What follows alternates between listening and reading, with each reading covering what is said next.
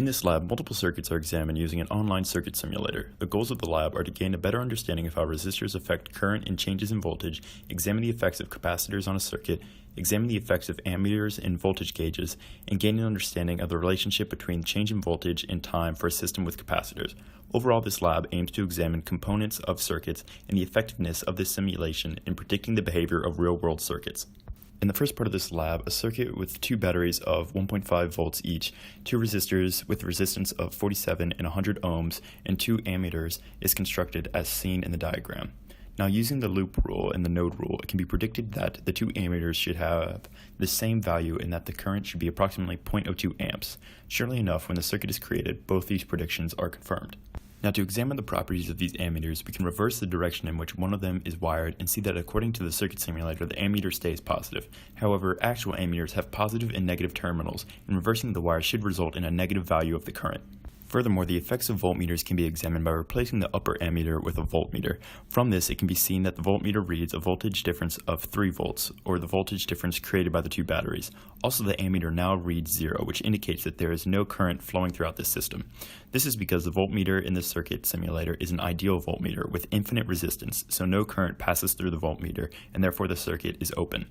This type of voltmeter doesn't exist in the real world, while an actual ammeter will pass along some current. If the voltmeter is then used to look at the voltage difference throughout the circuit, it can be seen that the initial voltage difference from A to B of 3 volts is eventually canceled out by the voltage difference across the 47 and 100 ohm resistor, which are negative 0.959 volts and negative 2.041 volts respectively, with every other voltage difference being equal to 0. This can be seen visually as the batteries first raise the voltage and then drop it down to 0 as it passes the two resistors, but staying constant everywhere else. The resistances can also be determined from these voltage differences by dividing them by the current. This results in resistances that are very similar to those anticipated by the resistors, with differences being the result of rounding errors in the simulation. It is also interesting to examine what would happen if the ammeter was placed in parallel with the 100 ohm resistor. In this situation, both ammeters read the same value, which indicates that the current is only being passed through the ammeter and not the resistor. Also, the new amperage is now equal to the initial voltage divided by the 47 ohm resistor. Overall, this is caused by the fact that current takes a path of least resistance. We can examine the effects of capacitors using this circuit simulator as well. When the circuit is set up with 9-volt battery, 10 ohm light bulb, and 200 millifarad capacitor, it can be seen that once the circuit is closed, the light bulb turns on and quickly dims, and then turns off as the capacitor fills and current goes to 0. When looking at the charging and discharging with a 10 ohm light bulb, it can be seen that the time needed to charge and discharge the capacitor is the same, which is 10.41 seconds in this particular setup. This is confirmed when a 20 ohm resistance light bulb is used as well, with times averaging around 18 seconds. So while it can be seen that time does not vary from discharging and charging, it does seem to change based upon resistance. Time dependence can be examined even further by finding an equation for change in voltage through time. This is done by first using the loop rule, which explains that the delta V of the capacitor plus the delta V of the resistor should equal 0, which can also be written as charge over conductance minus current times resistance, with the knowledge that current equals negative change in charge over change in time. A differential equation can be found for the change in charge through time, which is proportional to the change in voltage through time. Now, if the circuit is set up with a 9-volt battery, a 200 millifarad capacitor, and a 30 ohm light bulb, the change in voltage for this system should be delta V naught times e to the negative t over 6, since R is 30 and C is 0.2.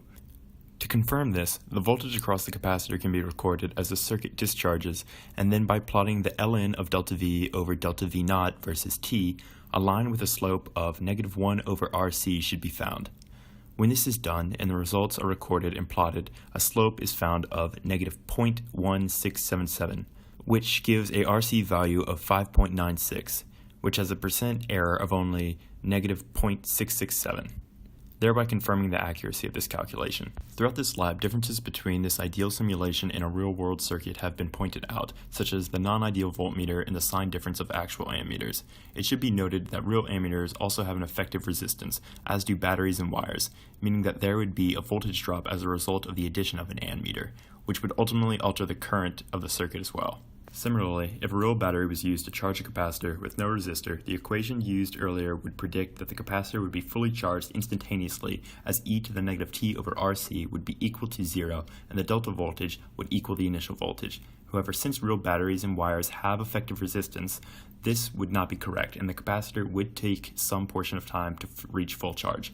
So while this simulator has some flaws when compared to real-world circuits, it does effectively approximate values that would be seen in real life, and does a good job of giving a better understanding of how these circuit components function and change.